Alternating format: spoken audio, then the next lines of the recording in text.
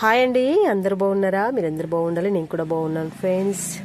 గోరంట చెట్టు చూడండి ఎంత స్ట్రాంగ్గా అయినాయి. స్టార్టింగ్ కాడలు తొట్టుగా అయింది చెట్టు. ఇంటి ముంగట జాగా కాస్త ఉన్న ఏదో ఒకటి చెట్లు ఒకటి ఒకటి పెట్టుకోవచ్చండి చక్కగా, చాలా బాగుంటాయి. చూడండి 4 కలర్స్ ఉన్నాయండి ఇందులోనైతే. ఇవన్నీ పువ్వులు పూసినప్పుడైతే ఎంత ఆహ్లాదంగా ఉంటుందో. ఈ వీడియోనైతే మనకు పోయిన వర్షాకాలం ముందు, అంటే బతుకమ్మ పండుగకు ముందు పెట్టుకుంటాం కదా, బతుకమ్మ ఆడుకునే టైంకి ఇలాగా రెడీ అయి పూసిన పువ్వులండి ఈ చెట్లు. ఇంత చక్కగా పూసినాయి అన్నీ కూడా. స్టార్టింగేనండి పువ్వులు, ఇంకా పూస్తాయి.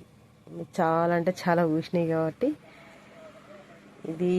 వీటిని ఖచ్చితంగా వీడియో తీసుకోవాలి. ఎంత అందంగా ఉంది ప్లస్ ఈ చెట్లు పూసేసరికి అరే మామూలు కాదండి, ఎంతో ఆహ్లాదంగా ఆనందంగా, అంతే మామూలు కాదు. ఓకేనండి, మనం ఇంటి దగ్గర ఉన్న జాగను మంచిగా ఎన్ని విధాలుగా ఉపయోగించుకోవచ్చు అంటే, కొంచెం కొంచెం ఉన్న జాగలో కూడా కొన్ని విధాలుగా పెట్టుకొని, పూల చెట్లు మనం ఇంట్లో అయితే పూజలు చేసుకుంటాం కదా, ఏదో ఒక పూల చెట్టు ఎంతో కొంత జాగున్న వేస్ట్ చేయకుండా అక్కడ ఒక చెట్లు పెట్టుకొని చూడండి. ఇంకా కూరగాయ చెట్లు కూడా పెట్టుకోవచ్చండి. మనకున్న జాగాను సద్వినియోగం చేసుకోవాలండి. కూరగాయ చెట్లు ఇంకా బోటో అన్నీ పెట్టుకొని చక్కగా మన దగ్గరనే ఉంటుందండి. ఏదైనా మన ఇంటి దగ్గరలో ఉన్న ప్లేస్ని ఏ విధంగా వాడుకోవాలి, దాన్ని మనకు ఉపయోగకరంగా ఉండేలా అన్నీ చేసుకోవచ్చు. ఇంకా ఊరికే చూడండి ఎంత బాగున్నాయి. ఫ్లవర్స్ని చూస్తేనైతే చాలా ముచ్చటేస్తుంది. ఎట్లా అంటే మనసు నిండా ఈ పూలను చూస్తే నిండారుగా అనిపిస్తుంది. చెట్లు అయితే స్ట్రాంగ్గా ఉన్నాయి, దుడ్డుగా కింద కాడలు.